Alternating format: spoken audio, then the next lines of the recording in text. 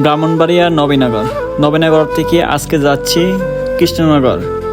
প্রিয় বন্ধুরা, আমি এখন আছি ব্রাহ্মণবাড়িয়া নবীনগর সদরে আছি। এখান থেকে আমি যাব কৃষ্ণনগর গ্রামে যাব। কত কিলোমিটার দূরত্ব, কতক্ষণ সময় লাগতে পারে আপনারা জানতে পারবেন।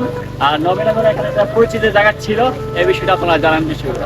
আশা করি এখন গাড়িতে উঠবো আর যাওয়ার পথে গ্রামে কত দৃশ্যগুলো সুন্দর ছিল ওই বিষয়টা আপনারা আমাদের শেয়ার করবো। পাশে দেখেন হসপিটাল নবীনগর, আপনারা সবাই কিন্তু চিনবেন।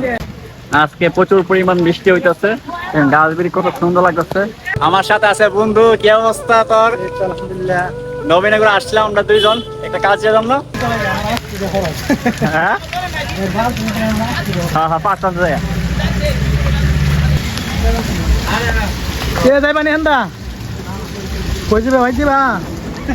আপনারা জানেন নবীনগর এর পাশে হচ্ছে লঞ্চঘাট, সামনে লঞ্চঘাট আর এর থেকে নৌকাঘাট।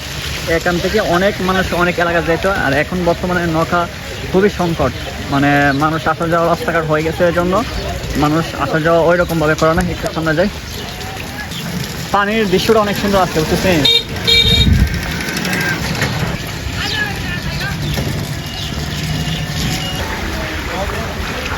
এখান থেকে গাড়ি পাওয়া যাবো, কৃষ্ণনগরের উদ্দেশ্যে যাবো।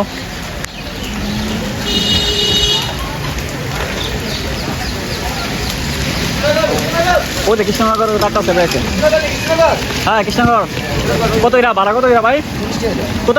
40 টাকা। 40 টাকা? এত বেশি কেন? সবসময় তোমার দাঁড়া নাকি কম আছে? সবসময় 40 টাকা। 40 টাকা এরা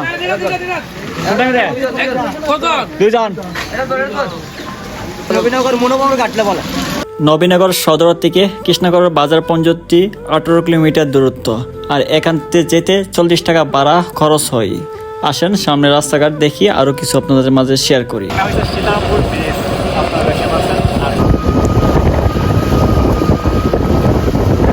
নবীনগর অটো স্টেশন থেকে সীতারামপুর ব্রিজে আসতে প্রায় সময় লেগেছে 10 থেকে 12 মিনিট।